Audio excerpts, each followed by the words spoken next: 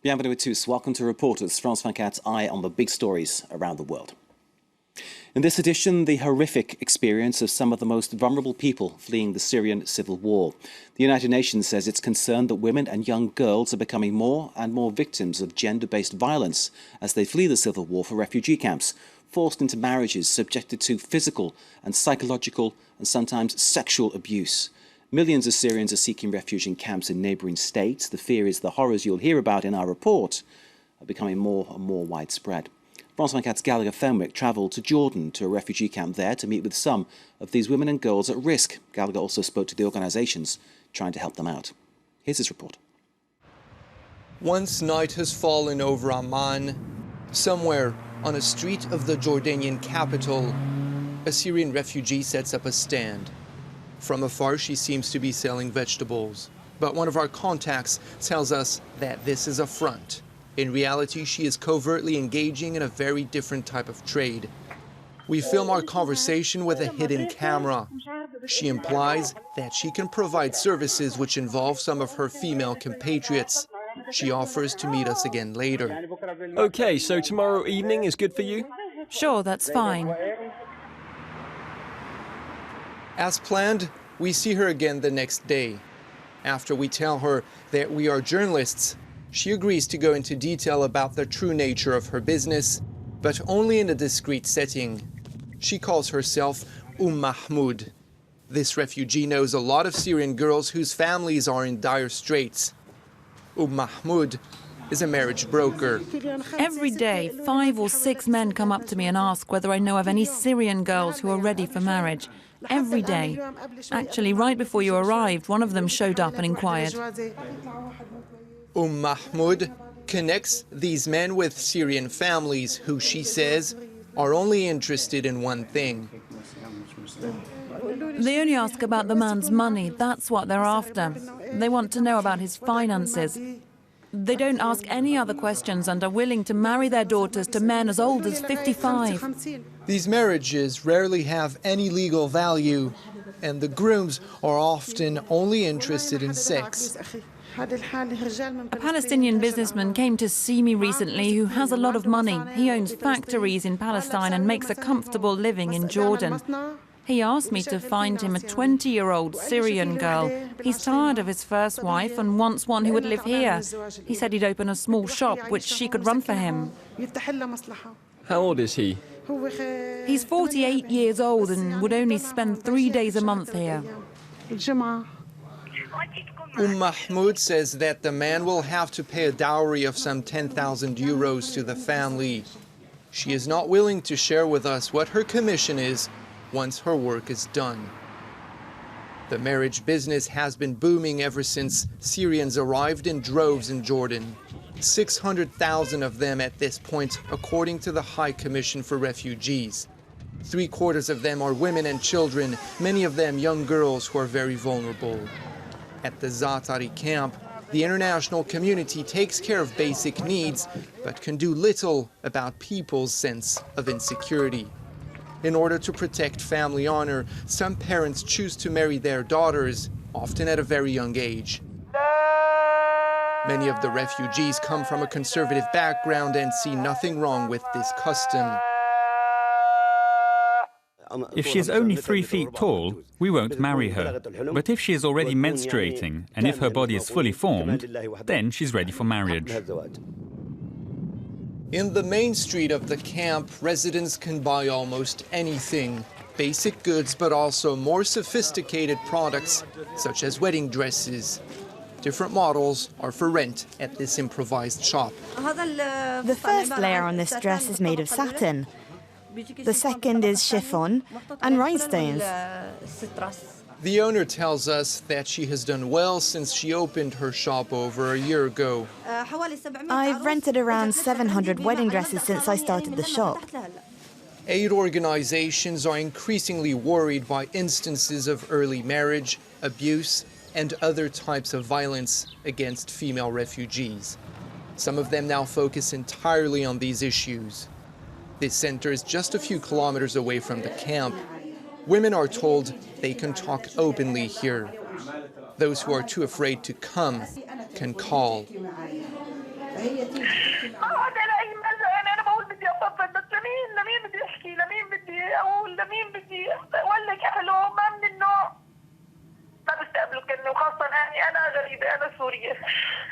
حبيبتي ابكي عادي عادي ما في مشكلة أنا بدي بسمع لك عادي.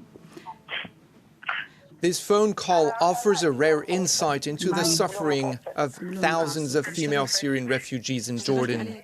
These women have left their war-torn country only for violence to catch up with them again. The caller at the other end of the line was married to a foreigner after she left Syria. He beats her. The phone line is her only connection to the outside world. At home, she is locked up. يعني عن جد وضعي مأساة أنا بالنسبة لي يعني عن جد صرت أفكر يعني أموت أحسن لي من هالشيء لأنه أنا ما في ملجأ أهلي يعني الشام لساتهم يعني المؤاخذة وبيت مفتوح كذا يعني حتى لو فكرت أرجع ما في بيت يضبني يعني المؤاخذة ما في وين أروح. Ashraf heads this center. She gives refugees social and psychological help. The NGO she works for states that it is the very first one in Jordan to cater to the specific needs of these women. Most of the time, they're victims of psychological violence or harassment. Physical violence is also a common occurrence. Their husbands beat them. Verbal abuse is also something which they deal with a lot. It comes along with all the other types of violence. Some of those who have been exploited, abused, or abandoned end up at this lawyer's office.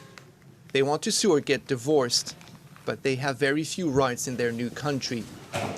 Imad Sharkawi describes himself as a human rights activist who helps victims of human trafficking for free.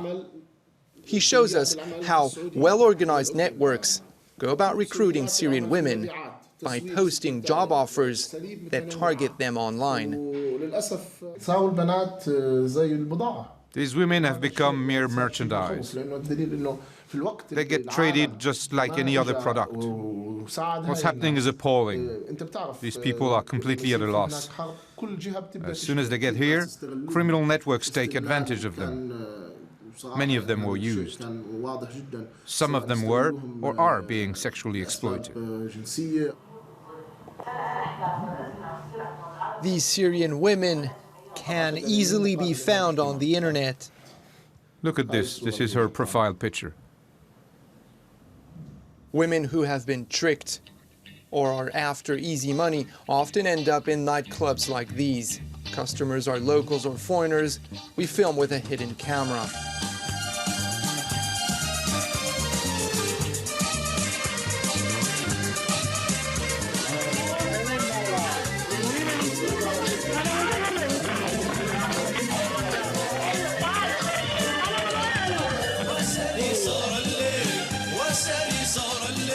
For some, like this refugee girl, it's a way to make a living, dancing invitingly in front of male customers and encouraging them to drink heavily. She says that she came to Jordan alone and that her family stayed behind.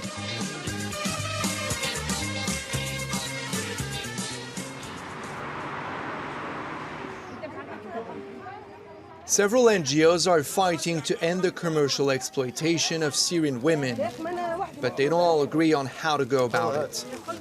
The Islamist organization Al-Kitab wal-Sunnah provides refugees with food and services.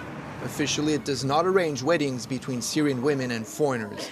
Instead, it organizes educational seminars. Many of those present at this workshop are widows who are married to fighters or political prisoners. The speaker is a professor of Islamic law. He knows that these mothers are often approached by men who are interested in their daughters. A 50-year-old man comes up to you. He wants to marry a 15 or an 18-year-old girl. She is not ready for it. He is doing it for his pleasure, but also to help her improve her situation. The professor is giving a lecture on the legal aspects of marrying a girl before she reaches adulthood. He has his own interpretation of the law.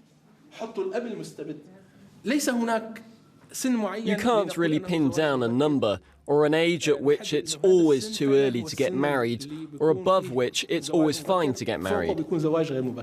According to the speaker, a girl simply needs to be physically and psychologically ready. He uses members of the small crowd to make his point. I was married when I was 15 years old. I started having children one after the other. It was very hard for me. I got very sick and it was psychologically exhausting. He was 15 years older than me, but in the end, may God bless him, when I was not doing well, he was like a brother, like a father to me. He was everything to me. So you see, despite some problems, thanks to your husband's maturity, everything was fine in the end. This shows that early weddings can be very successful. But these two Jordanian social workers argue that this is a form of violence against women. Sure, we'll be at your home shortly. Their goal is to protect the girls in the Syrian households that they visit. In order to do so, they have to present themselves in a positive light to the men who often perceive them as a threat to their authority. We had one case where there was violence in the home. We went there as if it were a regular visit set up with the woman. The husband didn't know about the real purpose of the visit. This young man's wife was killed in Syria. He now lives with his mother and his children. For him and many of his male compatriots, the order of things has been turned upside down. Since we arrived here, everything has changed. Back in Syria, women have no rights. That's how our laws work. Here, women can go out. They go to city centres. They get educated. The social workers want to change the way young Syrian men and women relate to each other. When you catch the string, you introduce yourself. I like to paint, and I study nearby. I'm 16 years old. I like coming here to make new friends. My name is Omar. I was born in Dera, Syria. It's now up to those girls who have been victims of violence to talk about themselves. Sham, 16 years old, was almost married off 2 years ago. I have a right to education, a right to live life like a child, a right to freely express myself. I don't have to stay silent. I have a right to say no. I'm not always supposed to do whatever others decide for me. In Sham's case, we were working with her and her parents at the same time. It wasn't done separately. We taught Sham to defend herself with words. Meanwhile, we raised Sham's mother's awareness of these issues.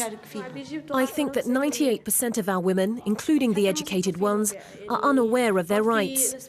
We do not know about women's rights. Syrian female refugees who are victims of gender-based violence rarely speak out, which is why international organizations are unable to provide precise figures about the problem. However, they are adamant that it concerns the vast majority of them. This problem existed long before the war broke out, but it is becoming increasingly worse as the conflict drags on. Gallagher Fenwick is here in the studio, I'm pleased to say. Gallagher, thank you very much for your report. At the end of it there, you say that these problems, they aren't new, but the conflict is making them worse. Explain why this is and why it should be getting worse. Early weddings have occurred inside Syrian society for quite a while now, but there's a slip happening when these people cross over into neighboring Jordan. Early marriage then turns into sexual exploitation, human trafficking, and that's where it becomes very problematic. And as the war drags on, the situation of these women refugees becomes more fragile. Basic needs such as food, housing have been taken care of, but then they look at their lives. They see themselves living in tents at times and rugged apartments, and they want to improve their lives, but they are not allowed to work. So the temptation to turn to other means to make a living are great. One of them is marriage, early marriage for their daughters, which in their minds perhaps can do two things: protect their daughter's honor and also bring in a little bit of money through the dowry. But these marriages have very, very harsh consequences as we saw. And as there are more refugees coming in, there are more people concerned, and the problems do become more acute. So one of the biggest issues that the groups who are trying to tackle these problems face is that much of what is going on within the family. Exactly, and that's why it's such a taboo subject, and it's so difficult to get these women to testify, because when you're a Syrian woman and you've been abused by your husband, rejected by him, that comes attached with such a strong social stigma, a sense of, social rejection, that it really discourages these women from openly testifying. Very hard, if not impossible, to get them on camera, and that's why international organizations have such a hard time at coming up with hard figures, hard data. They're working on suspicions now, and they're working with a sense that this is very much widespread. And remember as well that the most urgent things when you have this crisis situation that just broke out is taking care of food and housing. So violence against women often gets relegated to the back burner, if you will. Let's move to another aspect of this huge plethora of problems that this has created, and talk about Jordan, a small country coping with a big influx of refugees. Exactly, and that's very problematic. If you look at the numbers, officially, according to the High Commission for Refugees, there are about 600,000 Syrian refugees in Jordan. Unofficially, probably around 1 million or a little bit more than 1 million. Jordan is a country of 6 million people. That means that at this point, 1 out of 6 people you meet in Jordan is a Syrian. And also remember that Jordan is very much a country of refuge, notably for Palestinians. Approximately 70% of Jordan's population is Palestinian refugees. And a lot of these people are looking at this massive influx of Syrians, seeing that the hope of an imminent return is quickly thinning down, and thinking perhaps these people will face a similar fate. Gallagher, thank you very much for your analysis and, of course, for your report. You can see that again via our website, France24.com. This is Reporters. You're watching France 24. Stay with us.